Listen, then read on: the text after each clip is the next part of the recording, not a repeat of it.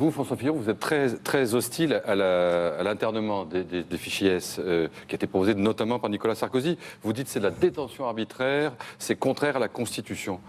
Mais l'assassin du Père Hamel, par exemple, était fiché S. Est-ce que celui-là, on n'aurait pas mieux fait Je de trouve l'enfermer? que ces débats sont assez largement inutiles et mes propositions, elles sont beaucoup plus radicales. C'est quand même des questions qui se posent, elles sont malgré beaucoup tout. plus radicales. Je ne propose pas que l'on interne dans des camps de rétention ou qu'on mette des bracelets électroniques à des fichiers S. Je suis beaucoup plus radical. Premièrement, je dis qu'on peut, la législation française le permet, retirer la nationalité française à toutes les personnes qui combattent contre la France en Syrie et en Irak. Il y a tout un débat. Non, mais attendez, j'y arrive. Il y a tout un débat. Qu'est-ce qu'on va faire de ces djihadistes quand ils vont rentrer? C'est très simple, ils ne rentreront pas parce qu'on leur aura retiré leur nationalité. C'est une disposition qui date du Front populaire.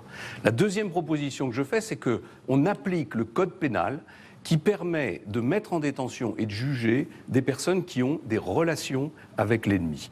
Ce sont des dispositions qui sont tombées en désuétude, qui peuvent très bien être réactivées s'il y a une politique pénale qui le permet. On peut condamner jusqu'à 30 ans de prison beaucoup de ces fichiers S dont on sait qu'ils ont des contacts avec des recruteurs, qu'ils ont des contacts avec des personnes qui préparent des attentats. Et enfin, la troisième proposition que je fais, c'est qu'on expulse les étrangers qui constituent une menace pour la sécurité nationale. Ça aussi, c'est prévu par la loi française.